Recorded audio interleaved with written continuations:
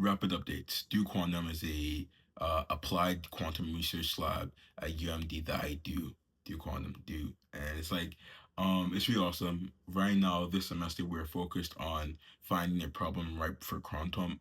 Right for quantum, and next semester we work on building the proof of concept. However, in between those two semesters, we take the presentation the research we've done into this problem, and we present it to different sponsors to see if this is something they would want to pick up or collaborate on. So that's what the stage we're in with Duke Quantum right now. Really exciting time. We're also looking for a faculty advisor, so that's gonna be something we're doing next week into December. Um, Really excited, really happy.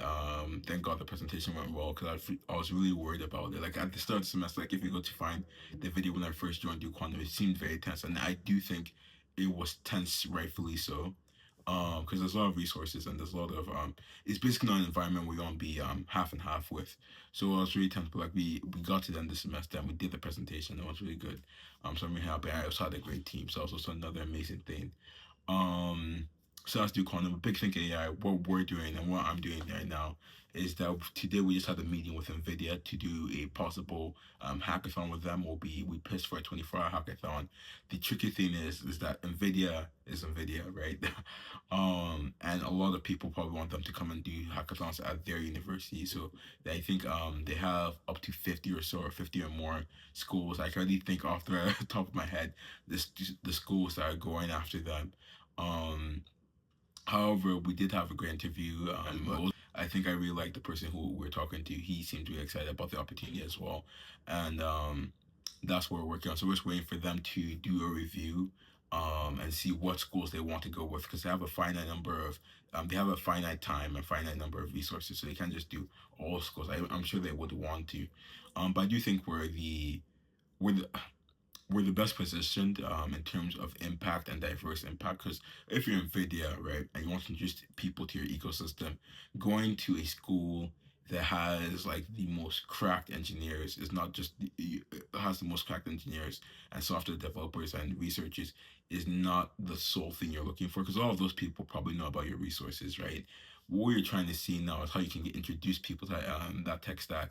And I think at UMD, one of my favorite things actually is that we were very technically correct, but also very diverse, right? It's like they work in tandem with one another.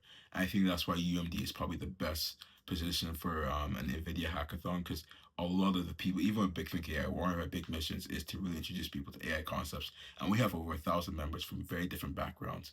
So just even like with us and taking those thousands of people, you can have like a really great hackathon where you have different levels of expertise. So you have people who already are familiar with tech stack and can have like different layers of innovation. We also have people who are very new to your tech stack and they start saying, "Oh, I really like doing this. Or I can think of this. Maybe I'm not going to get this done this 24 hours, but in 5 to 6 months, the stuff I'm going to start doing is going to be crazy. In 2 years, I might be working in Nvidia. I might be doing a startup, but dang, I really like that tech stack. I want to do something with it, and it kind of builds that. I don't want to say family, but builds that tree for Nvidia. I don't know. I'm hoping they watch this and they take that pitch. So that's what's going on with Big Think AI with Terp Labs. Terp Labs is under. I can no longer speak on Terp Labs or Terp Meals for the time being. So um, I think that's a very cool update though. I think it's a very exciting time to say the least. There's some stuff that I don't like how it happened, but I'm very glad to see what comes out of it. Right, I think it's something that will strengthen us. I think will something that will build that motivation. I think it's something we're maybe even missing, right?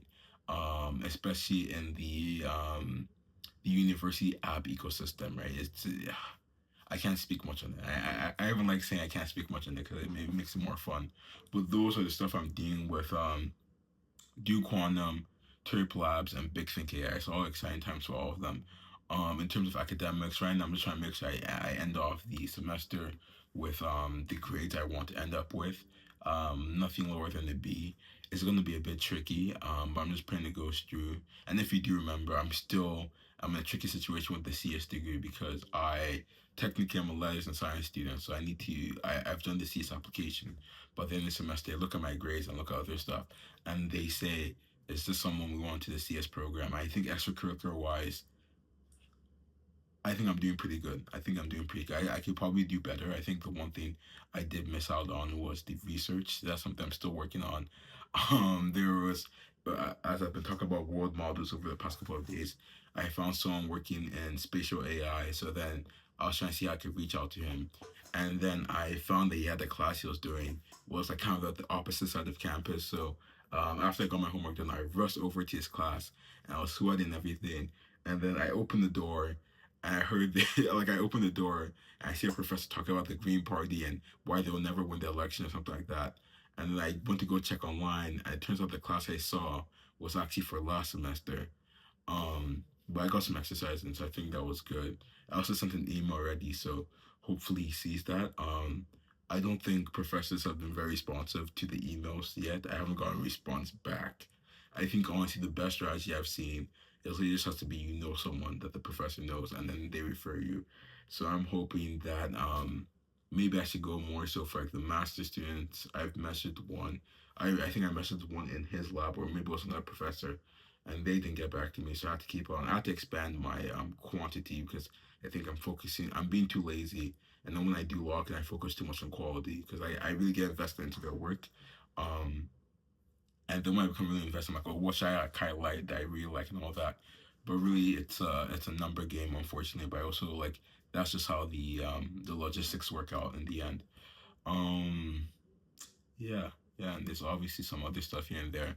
Right now it is 8:35. Dang, I am early. So it's 8:35 p.m. My plan is maybe to hit the gym just real quick because I have not been consistent with it. So maybe at least to get something done in right before the night is over, and then come back and hopefully work on Crowdflow. I think since I have some time, I'm going to dedicate this Friday. I want to get some stuff done with Crowdflow. There was a bug that was stuck on last time worked on it.